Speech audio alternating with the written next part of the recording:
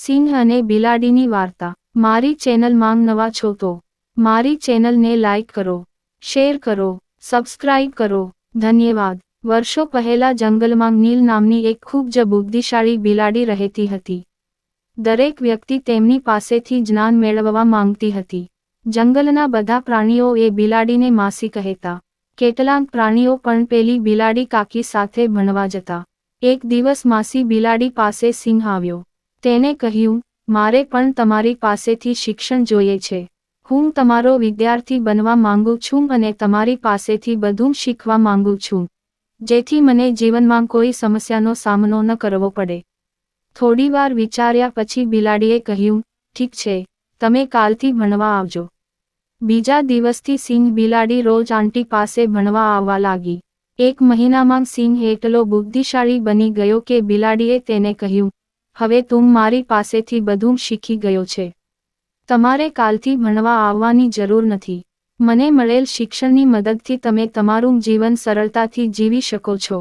સિંહે પૂછ્યું, તમે સાચું કહો છો? હું હવે બધું જાણું છું, ખરું ને? બિલાડીએ જવાબ આપ્યો, હા, હું જે જાણું છું તે બધું મેં તમને શીખવ્યું છે। સિંહે ગર્જના કરી અને કહ્યું, તો પછી આજે તમારા પર આ જ્ઞાન કેમ ન અજમાવો? આનાથી મને ખબર પડશે કે મેં કેટલું જ્ઞાન મેળવ્યું છે। આંટી બિલાડી ગભરાઈને બોલી, મૂર્ખ, હું તારો શિક્ષક છું।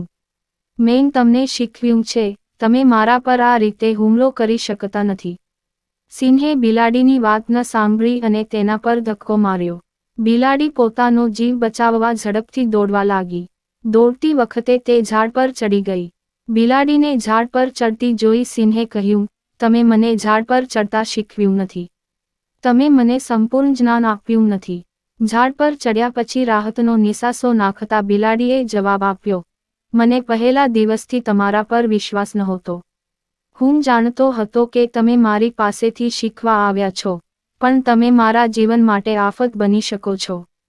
તેથી જ મેં તને ઝાડ પર ચડતા શીખવ્યું નથી। જો મેં તમને આ જ્ઞાન આપ્યું હોત તો પણ તમે આજે મને મારી નાખત। ગુસ્સે થયેલી બિલાડીએ આગળ કહ્યું, આજ પછી તમે ક્યારેય મારી સામે ન આવ્યા। મારી નજરમાંથી દૂર થઈ જાવ। જે શિષ્ય પોતાના ગુરુને માન આપી શકતો નથી તેની કોઈ કિંમત નથી। આંટી બિલાડીએ જે કહ્યું તે સાંભળીને સિંહને પણ ગુસ્સો આવ્યો, પરંતુ બિલાડી ઝાડ પર હોવાથી તે કંઈ કરી શક્યો નહીં। સિંહ મનમાં ગુસ્સા સાથે ગર્જના કરતો ત્યાંથી ચાલ્યો ગયો।